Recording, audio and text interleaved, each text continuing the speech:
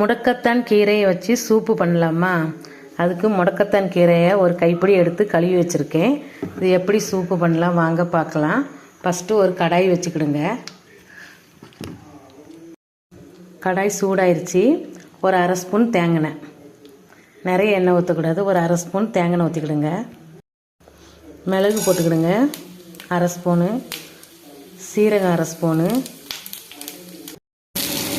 ஒரு தக்காளி, கொஞ்சம் ஒரு கைப்பிடி சின்ன வெங்காயம், 5-6 பல் பூண்டு போட்டுக்கலாம். இது நல்லா அப்படியே வதக்கிக்கிடுங்க.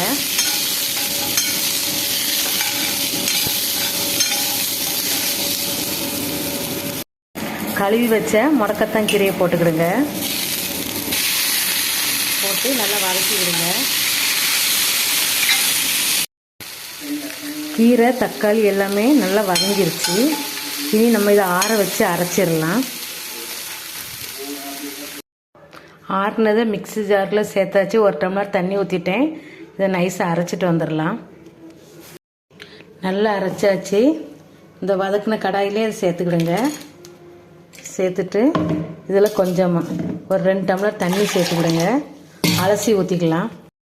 சூப்புக்கு தேவையான அளவு உப்பு போட்டுக்கிடுங்க. அரை ஸ்பூன் மஞ்சத்தூள் போட்டுக்கிடுங்க. அடுப்பு பற்ற வச்சாச்சு. இது ஒரு கொதிக்கட்டும். சூப்பு கொதிக்கும்போது கொஞ்சம் கட் பண்ண மல்லித்தலையை போட்டுக்கிடுங்க.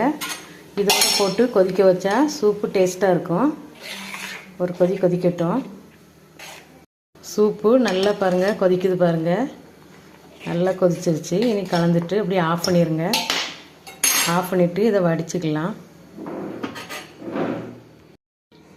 சூப்பு நல்லா வடிச்சுக்கிடுங்க.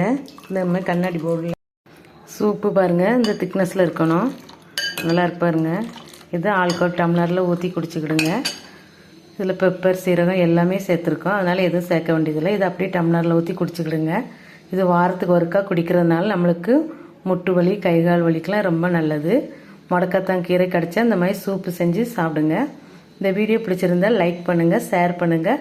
புஷ்பா குக்ஸுக்கு சப்ஸ்கிரைப் பண்ணுங்கள். அடுத்த வீடியோவில் பார்க்கலாம்.